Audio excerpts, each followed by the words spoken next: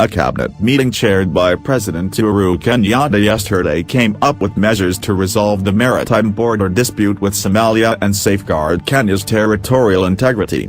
Foreign Affairs PS Macharia Kamau had earlier said that the Somali government on February 7 this year offered for auction oil and gas blocks within the disputed maritime territory in the Indian Ocean. He said Kenya has always pushed for diplomatic and peaceful resolutions of the conflict by engaging in talks and submitting itself to international courts. Somalia has denied offering oil and gas blocks in Kenyan territory for auction. In a letter to the Foreign Affairs Ministry, it said it had plans to interfere with any resources in a disputed boundary.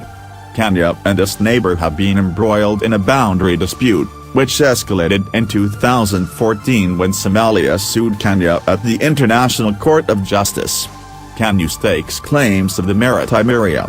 The cabinet resolution made yesterday will also safeguard marine resources, including offshore oil and gas exploration region in the Indian Ocean. After the meeting, the government maintained it will not cede even an inch to anyone or any state. Foreign Affairs CS Monica Juma said the government is waiting for a response that meets minimum threshold from the Somali government. She said though Somalia had disputed the claims raised, it did not deny the existence of a map that depicts the blocks are on Kenya's.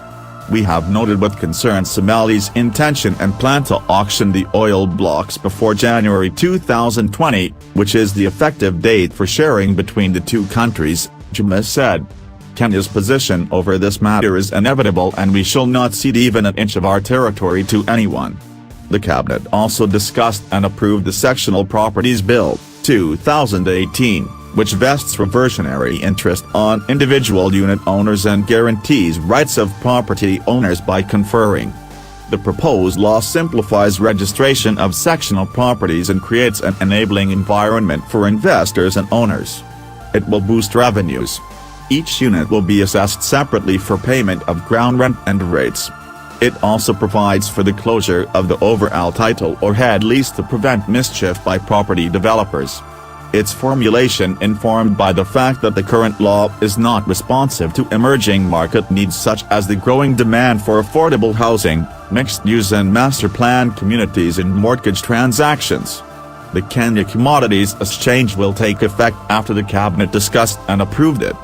It will tackle the constraints faced by smallholder farmers and consumers through an organized market-based single platform where buyers and sellers meet. It will ensure better farm gate prices for farmers.